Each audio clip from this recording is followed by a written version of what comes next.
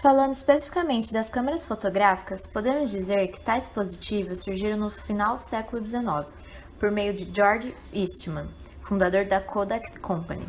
Eastman teve a ideia de criar uma longa camada de nitrato de celulose que a cada foto era enrolada em uma espécie de carretel. Por um preço de $25, suas câmeras ficaram conhecidas pela simplicidade. Bastava que o usuário apertasse o botão e pronto. Tal fato foi importante para a difusão das câmeras fotográficas em todo o século XX. Historicamente, podemos dizer que a captação e o registro das imagens foram possíveis após a criação da câmera escura de orifício.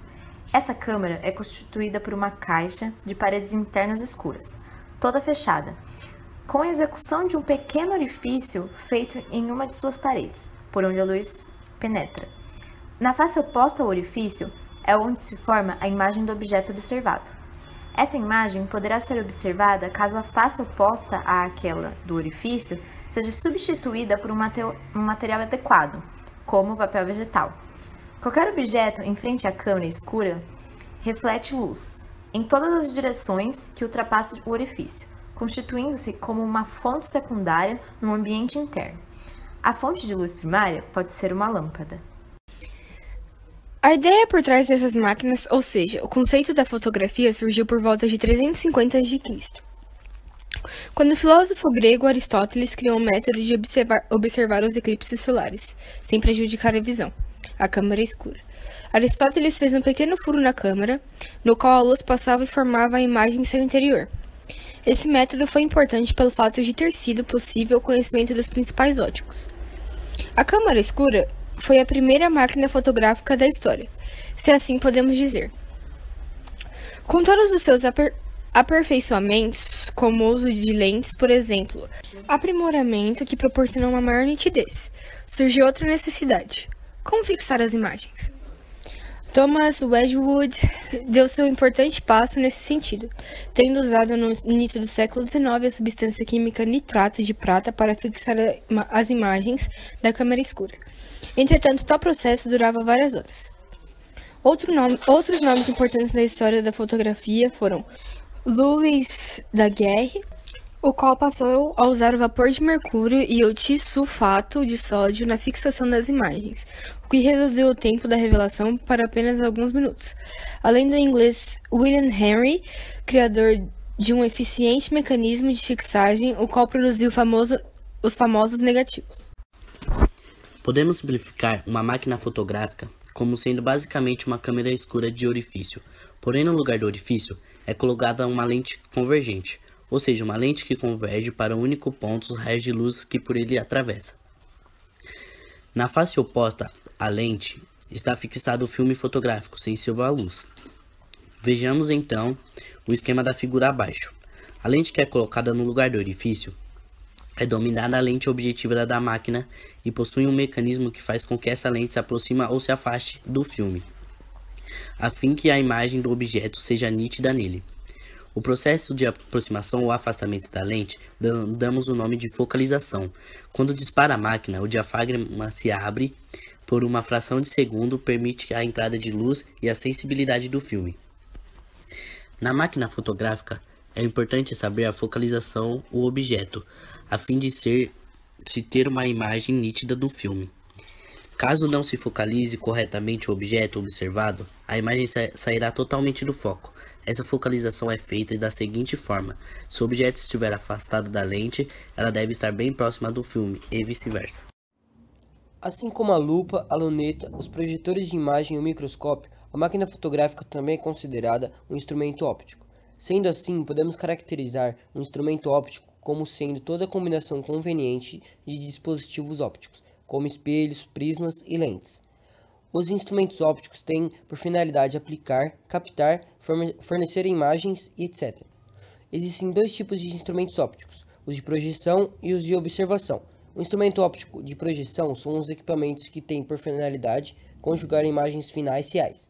Já os instrumentos ópticos de observação são os que conjugam imagens finais virtuais, que são observadas diretamente pelo observador. A máquina fotográfica também é um instrumento óptico que se encaixa em termo instrumento de projeção. Portanto, A máquina fotográfica é um instrumento de projeção que tem por finalidade captar e gravar a imagem real em um filme sensível à luz que incide sobre ele. Neste artigo, nos preocuparemos mais com a parte de funcionamento na máquina fotográfica. A câmera fotográfica é um equipamento capaz de projetar e armazenar uma imagem em um anteparo. Nos antigos equipamentos, onde um filme deve ser posto dentro da câmera, o anteparo utilizado é um filme fotossensível capaz de propiciar uma reação química entre os sais do filme e a luz que incide nele. No caso das câmeras digitais, uma das partes do anteparo consiste em um dispositivo eletrônico conhecido como CCD, que converte as intensidades de luz que incidem sobre ele em valores digitais armazenáveis na forma de bits, pontos e bytes que são dados. A câmera fotográfica consiste em um sistema óptico que, em um objeto real, mostra uma imagem real invertida sobre uma película sensível à luz. Dentro da câmera existem alguns elementos ópticos, que são os seguintes: objetiva, sistema de lentes convergentes, obturador, lâmina opaca que não deixa ocorrer a passagem de luz que passa pela objetiva, diafragma, orifício que possui um diâmetro reduzido que restringe a quantidade de luz que entra na câmara escura. Disparador, quando acionado, faz com que o obturador saia da sua posição normal, permitindo a passagem de luz por certo intervalo de tempo. Disposição, sendo assim de ordem 1 × 10 elevado a -2 segundos. Refração e reflexão. A luz que vem do objeto que queremos fotografar se propaga pelo ar até chegar na lente da máquina fotográfica. Na passagem do ar para a lente, a luz sofre um desvio. Quando a luz atravessa a lente e retorna para o ar, sofre um novo desvio.